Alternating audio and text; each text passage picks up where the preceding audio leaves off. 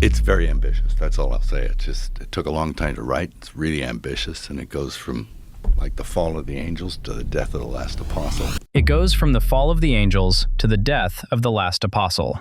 That's Mel Gibson, January 2025.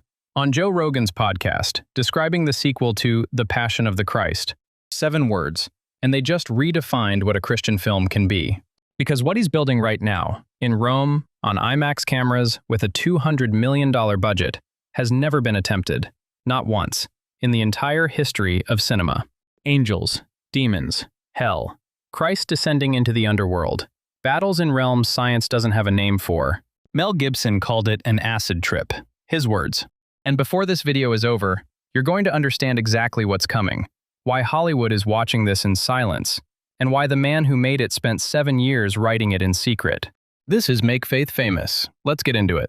In 2004, Mel Gibson made a film Hollywood refused to finance, refused to distribute, and refused to take seriously. The Passion of the Christ cost $30 million. It grossed $612 million worldwide. It became the highest-grossing R-rated film in domestic box office history, and held that record for 20 years. The secular press called it fringe, controversial, dangerous. 70 million people saw it in the first month alone. Gibson didn't say a word. He let the numbers do the talking. Now it's 2025, and he's back. Not with a tidy Sunday morning retelling. What Mel Gibson has been quietly writing for 7 years, with his brother and the screenwriter of Braveheart, is something the church has been waiting for without knowing it had a name. He calls it The Resurrection of the Christ. 2 parts, filmed in Rome, releasing on Good Friday, March 26, 2027. And the story it tells starts not at the empty tomb. It starts at the fall of the angels. I want to walk you through what Gibson has actually revealed. The scenes, the battles, the theological framework driving this thing. Because when you understand the full scope of it, you'll see why this isn't just a movie. It's a statement. Moment 1. The Joe Rogan Reveal. An acid trip. Let's start at the beginning. January 9th, 2025. Gibson sits down with Joe Rogan for a 2.5-hour conversation. Somewhere in the middle of it, Rogan asks about the sequel. What Gibson says is unlike anything you've ever heard a filmmaker say about a faith-based project. It's very ambitious. That's all I'll say. It took a long time to write. It's really ambitious, and it goes from like the fall of the angels to the death of the last apostle. Did you catch that? From the fall of the angels to the death of the last apostle. That's not a movie about 3 days. That's a movie about the entire cosmic battle that makes those 3 days matter. The fall of the angels isn't a minor footnote in Christian theology. It's the origin story of everything. Lucifer's rebellion. The moment evil entered God's creation. The moment the war for the souls of mankind began. Gibson is saying his film starts there, in the heavenly realm, before the resurrection even happens. He's building the cosmic context that makes the empty tomb the answer to a question that started before time. And he told Rogan exactly how he plans to put it on screen. And I think in order to really tell the story properly, you have to start with the fall of the angels, which is you're in another place. You're in another realm. You know, you need to go to hell. You need to go to Sheol. Sheol, the Hebrew word for the realm of the dead. The place Scripture describes Christ entering between the crucifixion and the resurrection, to proclaim victory over death itself. Peter writes about it in his first epistle. Paul touches it in Ephesians. The Apostles' Creed says it plainly. He descended into hell. Most Christian films skip right over that part. 3 days gets compressed into a jump cut and a sunrise. Mel Gibson is building an entire act around it. And then Rogan asked the question everyone was thinking. You've got to have his origin. That's not a horror movie move. That's theology. You can't understand why the resurrection matters if you don't understand what Christ was defeating. You can't feel the weight of an empty tomb if you haven't seen what filled the alternative. Gibson understands this at a level most filmmakers, Christian or otherwise, never reach. Moment 2. What's actually in the film? Battles, harrowing, the scope. So what do we actually know about what's in this film? Between Gibson's Rogan interview and reporting from Deadline, whose sources close to the production have confirmed the details, here's what the resurrection of the Christ will contain. First, the harrowing of hell. Between Good Friday and Easter Sunday, Christ descended into the realm of the dead and proclaimed his victory. He freed the souls of the righteous who had died before his coming. Gibson is filming this on IMAX cameras. Second, angelic and demonic battles. Sources confirm to Deadline that the film will include battles between angels and demons in other realms. This is why the budget is $200 million split across 2 films. Third, The Fall of Angels told as an origin story, not a flashback, not a title card. A cinematic sequence that places the resurrection inside the largest possible theological frame. And unlike The Passion of the Christ, which was entirely in Aramaic, Hebrew, and Latin, this film will be in English. Gibson wants nothing standing between the viewer and the story. It's not going to be easy, and it's going to require a lot of planning. And I'm not wholly sure I can pull it off, to tell you the truth. It's really super ambitious.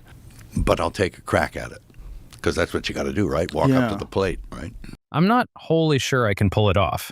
That's not false modesty. That's a man who knows what he's attempting. He's trying to put the invisible war on screen.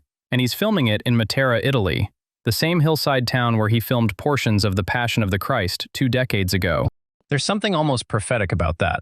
Moment 3. The man behind the film. Gibson's faith is not a performance. Plenty of people make faith-based films for business reasons. Gibson isn't one of them. On the same Rogan episode, the conversation took a turn that had nothing to do with box office. Rogan asked a simple question.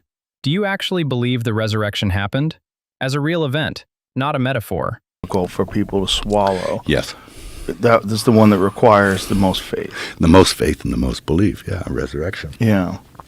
Who gets back up 3 days later after he gets murdered in public?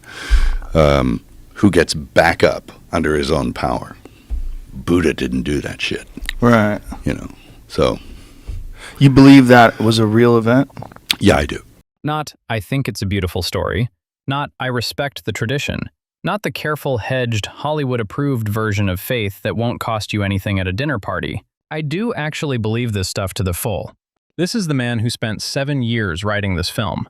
Writing it, rewriting it, consulting theologians and historians, sitting with it. That's not a production schedule. That's a man working through something real. Moment 4. Hollywood versus Gibson. The industry that said no. Here's the contrast that makes this story worth telling. In 2003, every major Hollywood studio passed on The Passion of the Christ. The conventional wisdom was unanimous. A subtitled film about the crucifixion, depicting graphic violence in a dead language with no stars, would not find an audience. Gibson financed it himself, and the film grossed $612 million. Now he's doing it again. The Resurrection of the Christ is distributed by Lionsgate, but built outside the studio system through his own production company, Icon Productions. Because Gibson has learned that the audience for this content is not the audience Hollywood is building for. The Passion of the Christ is still, 21 years later, one of the top 50 highest-grossing films of all time, adjusted for inflation. The sequel hasn't released yet, and it's already the biggest Christian film production in history by budget. Hollywood didn't create this moment. It ignored the conditions that made it possible, and a filmmaker with enough conviction to bet his career on the story stepped into the gap. Before we get to what I think is the most theologically important thing about this film, drop a comment. Even just the word ready if you're ready for this film. It actually helps this video reach people who need it. And tell me below, are you watching this as a believer, a skeptic, or somewhere in between? I want to know. Moment 5. The Theological Stakes. Why this film? Why now? Why is this film coming in 2027, 23 years after The Passion? Part of the answer is practical. It took 7 years to write a script Gibson felt was worthy of the subject. He wanted a framework that would make the resurrection make sense to someone who doesn't already believe it. But there's a bigger answer. We are living in a moment where the cultural conversation about faith is shifting. The Chosen has 280 million viewers. Russell Brand got baptized in the River Thames. Joe Rogan, one of the most listened-to humans on the planet, spent 2 hours asking Mel Gibson about the resurrection and posted it for free. That's not coincidence, that's a pattern. And what Gibson's film is saying, theologically, is this. The resurrection isn't just the moment Jesus came back to life.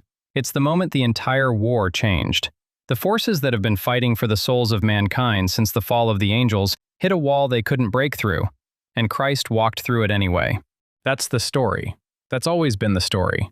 And a man willing to spend 7 years writing it, $200 million building it, and his entire reputation defending it, thinks the world is finally ready to see it. Yeah, historical stuff. Well, I regard the Gospels as history. It's verifiable history. Some people say, "Oh, it's a fairy tale."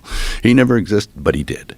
And there are other accounts, verifiable historical accounts outside the biblical ones that also bear this up. That yes, he did exist. He didn't say, "I have faith." He said, "Verifiable history." That's the move. That's always been Gibson's move. Don't argue from emotion. Argue from the weight of evidence, and let the viewer decide what to do with it. The $200 million statement nobody in Hollywood will make. Let me put the full picture together. October 2025. Filming begins at Cinecittà Studios in Rome, where Ben-Hur was filmed, where Fellini worked, where the greatest epics in cinema history were built from the ground up.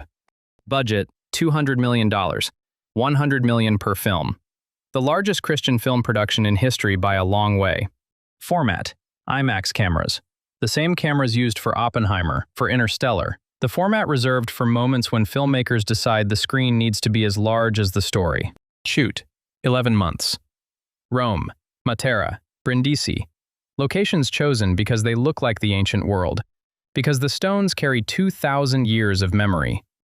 Screenshot the set photos shared by Archbishop Carlo Maria Vigano on X/Twitter, February 17, 2026. Referenced in the IMDb news page. These are publicly available production set images. Show for 4 seconds under the VO about filming locations. Caption: The Resurrection of the Christ, filming at Cinecittà Studios, Rome, 2025 to 2026. And then there's the casting decision that broke the internet. Jim Caviezel, who played Jesus in The Passion of the Christ, who has spent the last 2 decades traveling the world speaking about what that experience did to his faith, is not returning. Gibson's plan to de-age him with CGI didn't work out. In his place, Finnish actor Jaakko Otonen, a relative unknown. The fan reaction was sharp. People felt the loss of Caviezel's face carrying the weight of a story they'd already journeyed through. But here's the reframe. Gibson isn't making a sequel in the Hollywood sense. He's making the second act of a theological argument. The face of Jesus in this film isn't supposed to be familiar. It's supposed to be transfigured, glorified, unrecognizable, the way the disciples on the road to Emmaus didn't recognize him at first. A new actor might be exactly right. I'm not wholly sure I can pull it off, to tell you the truth. It's really super ambitious. But I'll take a crack at it. Because that's what you got to do, right? Walk up to the plate, right? So I think I can get it. But it's not about me, you know? Right. It's about something else. I love that. Walk up to the plate. This is the man who directed Braveheart, Hacksaw Ridge, Apocalypto, films that have won more than a dozen Academy Awards, who has been in Hollywood for 40 years and understands exactly how difficult this is. And he's still not sure he can pull it off. That's not a man making a product. That's a man making an offering. There's a difference, and when you watch The Passion of the Christ, really watch it, you can feel that difference in every frame. The film doesn't ask you to like it, it asks you to bear witness. The Resurrection of the Christ is going to ask the same thing, but this time on the other side of the cross, in the realms where the real battle was won.